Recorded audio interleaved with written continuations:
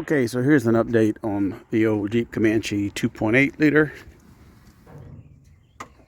All right, so it's been a week or two. So as you can see, I've got all the holes plugged here. I pulled the carburetor off. We know it runs. We know it's got good compression except for this cylinder right here. We know we have a giant disaster with vacuum lines.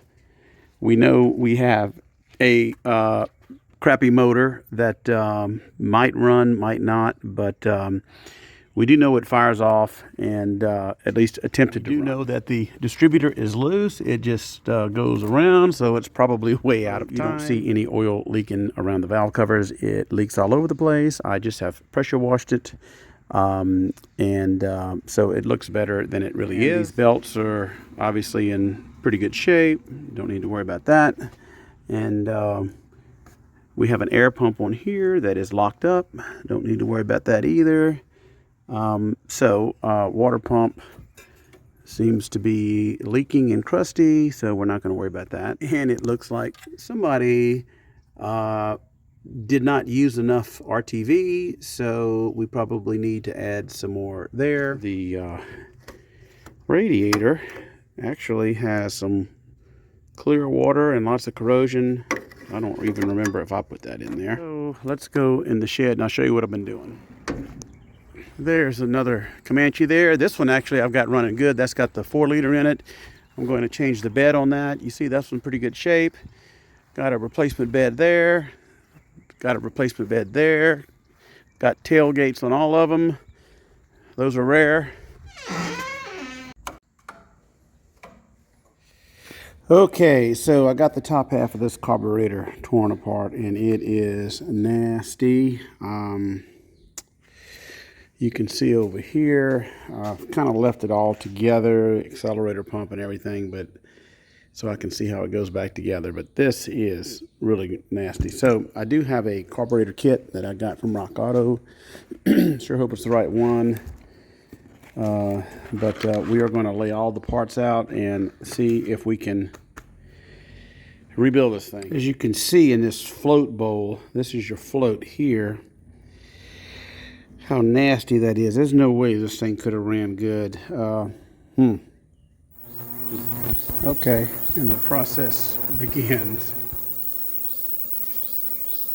Okay, let's go over here to all this disaster. So what I have done is I have rebuilt the carburetor, believe it or not. So this is an old 2SE Rochester Varajet carburetor. Probably saw it on an earlier video. It has all been cleaned up and it has all the new gaskets and been completely rebuilt. What I did was I bought this rebuild kit. It is a standard kit. There's your part number there. I think I got this at Rock Auto, made in USA. So there's some of the leftover parts. And they make two versions of this. One is an E2SE, which is electric, some type of electric deal. And you can tell if you have an E2SE, if you've got a little electrical solenoid right here. I do not. This is just your 2SE model. And this accelerator pump didn't even work, but now I've got it working good. That I noticed that I did not have after I rebuilt this whole thing.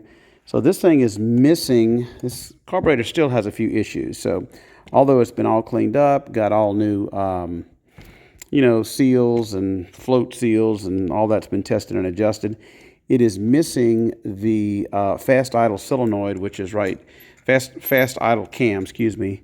And it is missing a rod that goes right here to this fast idle cam, and it connects up here somewhere. So that was really a pain for me to figure that out because, and the way I knew that it was missing was once I got everything back together, when I would go to, to do the throttle on this, it was hanging up.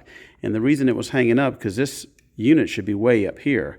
And if you do the throttle with it in the proper location, it will go ahead and open up. It actually should open up your primary right there, and then the secondary there. And it was not doing that. It was getting hung up, and it's all because this little piece here is missing a rod. believe it or not. And the only reason, because I followed this step by step, and the only reason I knew this, number 15 right here.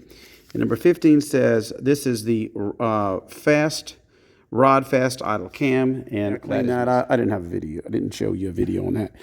But I used like 50 cans of carburetor cleaner. But the key is I used a ultrasonic cleaner once I turned it apart, tore it all apart. And I actually used a 50-50 mixture of pine soil. And pine soil is a very good degreaser. This thing heats up to 80 degrees. And it melted away all that grease, and it gave us what we've got right there. A few other little notes. Again, I have to, since it's missing that, I had to actually order a new one. There's a company called Mike's Carburetor, and they actually had one in stock there. I think I saw a couple on eBay. But anyway, so I ordered one from Mike's Carburetor. It was like $6 for that. And I had a couple of other issues. I put a vacuum gauge on it. You have what they call the primary primary choke brake, I guess you call it, and secondary. The secondary, when you put a vacuum, it will hold a vacuum, and it will pull this down, much like that. There's your choke there. And then the primary, though, does not hold a vacuum. This thing is split on the inside, so I had to order a new one of these. I also ordered that from Mike's Carburetor. So based on that, this thing should be okay. I have an electric choke right here. That seems to be okay too. I did put a new fuel filter inside.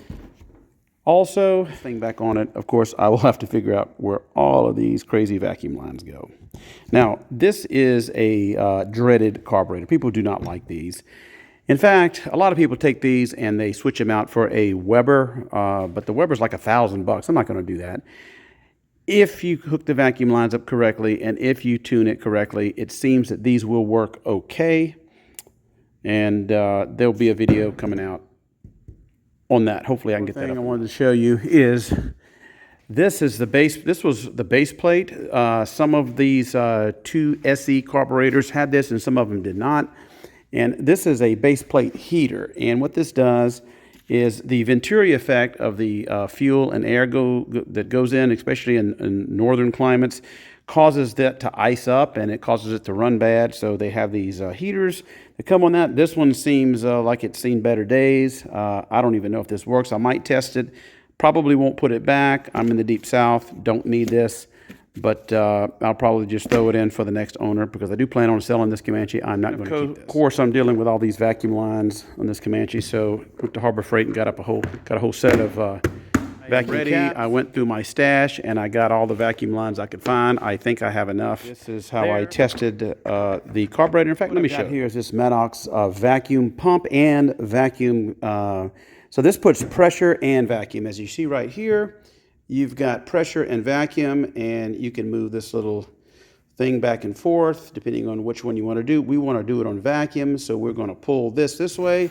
I just put a piece of vacuum line on the end of it. And so let me show you what I'm talking about testing one of these. So we're going to test this secondary brake first. So I'm going to put the vacuum line on here like this. You can see I've got it hooked up. Make sure that this is on vacuum. And then as I pump this like this, you're going to see this little piece go in. So here I go pump, pump, pump. So you see, then I'll release it and it'll go back down. All right, I'm going to reverse it. Pump, pump, pump. Okay, so we see that clearly works. Let's switch it over to this one. Okay, so we're going to put it on this one right here. Now that we have it hooked up to the primary vacuum brake, it is on vacuum. We will go to pump again. And I just pump away, and it doesn't do anything. In fact, you see how it's losing vacuum so quick right here? So if I pump it up, I can't really get it to hold any vacuum. It really doesn't do anything. It should be pulling this piece in like this, you see, and it doesn't do that. So clearly this unit right here is bad. That's a quick little review of this Maddox vacuum pump. I use this mainly to like bleed brakes and stuff, but I mean you can use it for many different things. Pretty useful. Okay, that's a quick update I got on that Jeep Comanche, and you got to see the little Maddox vacuum pump and pressure device that I got from Harbor Freight. So anyways, there'll be some more videos coming out about the old '86 Jeep Comanche. Hopefully I can get it running so I can get it on the on the block to sell it, and I'll keep y'all informed. Have a great day.